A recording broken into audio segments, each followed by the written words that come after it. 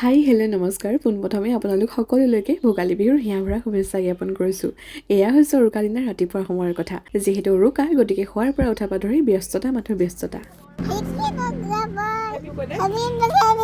তো এয়া মোৰ কামৰ সংগ দিবলৈ ৰাতিপুৱাই আহি আমাৰ টিকলি দুজনী উপস্থিত আৰু এয়া তাৰপিছত মোৰ লগত ইফালৰ পৰা সিফাল কৰি আছে। যিহেতু ফুলৰ টাবখিনি চাফ চিকুণ কৰি আছিলোঁ তাৰে মাজতে সৰু সৰু পুলিবোৰ উলিয়াই ৰাখিছিলোঁ আৰু ঘপককৈ মনলৈ আহিলে পেলনীয়া কফি কাপ দুটা আছিল, গতিকে তাতে এনেকৈ লগাই দিলোঁ সজাবৰ কাৰণে। আৰু এই কাম বন কৰি চাহ খাওঁ মানে দুপৰীয়া 12 বাজিলে। সন্ধিয়ালৈ গৈছিলোঁ আকৌ ভণ্টিহঁতৰ ঘৰলৈ কফি খাবলৈ, পিছে তাতো গৈ তেল পিঠা দুটামান পুৰি থৈ আহিলোঁ। ইফালে ঘৰ আহি পাই দেখিছোঁ আমাৰ দাদা বহুতে চাহ খাই আছে আৰু আমাৰ টিকলি আহি উপস্থিত। আৰু সৌৱা মায়ে আকৌ সিফালে বেডমিণ্টন খেলাত লাগিছে, ইফালে আকৌ ভণ্টিয়ে ৰাতিৰ কাৰণে মিউজিকৰ যা যোগাৰ কৰিছে। গতিকে উৰুকা বুলি ক'লে যিটো ৰাতিটো অকণমান দীঘলীয়া হয়, সেইকাৰণে আমি সন্ধিয়াতে গ'লোঁ এপাক ওলাই পেলাই গাঁও ফুৰিবলৈ।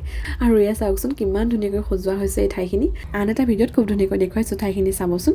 আমাৰ চুবুৰীয়াৰ ভাইটি গৌতমে খুব ধুনীয়াকৈ সিহঁতৰ ঘৰতে সজাইছিল। তো সাউতকৈ ঘৰলৈ আহি আমি সকলোৱে মিলি পাচলি কাটিব লাগিলোঁ আৰু ইফালে বৌয়ে মাংস ধুই মেলি ৰেডি কৰিলে, আনফালে আকৌ মায়ে জুই ধৰি মেলি ভাজি উঠাই দিলে। আৰু আটাইতকৈ জমনি কথাটো হ'ল এইফালে আমাৰ টিকলিক চাওক, লিপষ্টিক পাই গোটেই মুখতে ঘঁহি আহিলে আৰু তাৰপিছতে মোৰ লগত ধুনীয়াকৈ বহি ল'লে মাংস শলাদ ভৰোৱা চাবলৈ।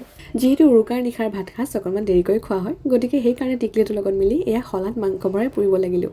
ইফালে দেউতাই আকৌ কলগছৰ পটুৱা কটাত লাগিছে ভাত খাবৰ কাৰণে। মানে উৰুকা বুলি ক'লে কাঁহীত ভাত খাই কিবা ভাল নালাগে, কলপটুৱা বা কলপাততে খাই ভাল লাগে। আৰু এই তাৰপিছত পুৰা মাংস ৰেডি কৰাত লাগিলোঁ। ইফালে আকৌ আমাৰ টিকলিয়ে মোৰ পকেটত হাত সোমাই পইচা বিচৰাত লাগিলে। তো সকলোৱে চাহৰ জুতি লৈ আছিলে যদিও মাজে মাজে পুৰা মাংসৰ জুতিও ল'লোঁ। আৰু এই ৰন্ধা বঢ়া হোৱাৰ পিছত সকলোৱে ভাতৰ বাটত বহিলে। আৰু কি আছে আৰু সোৱাদ হৈছেনে? বহুত টেষ্টি। মই বনাইছোঁ। খুৰা দেউতাহঁতে খোৱাৰ পিছতে আমাৰ পাল আহিলে, আমি বহি ল'লোঁ, মাহঁতে আকৌ যোগাৰ দিয়াত লাগিলে। উৰুকাৰ নিশাৰ ভাত সাজ এনেকৈ খোৱাৰ মজাই বেলেগ। তাতেই আকৌ উৰুকা বিশেষ বুলি ভাত খাই উঠি খাবৰ কাৰণে পাণ উপহাৰ আহিল আমাৰ দাদাৰ ফালৰ পৰা, গতিকে কোনে পায় আৰু হোৱা দেখিছেনে গাঁৱৰ সকলোৱে খাই বৈ ওলাই আহিছে অকণমান এপাক গাঁৱত ঘূৰিবৰ কাৰণে। গতিকে আমিও পলম নকৰিলোঁ, ভাত পানী খাই উঠি অকণমান জুইৰ ওচৰত বহিলোঁ যদিও তাৰ পিছমুহূৰ্ততে গৈ পালোগৈ আমাৰ গাঁৱৰ মাঘ বিহুৰ আটাইতকৈ ধুনীয়া ঠাইখিনিলৈ।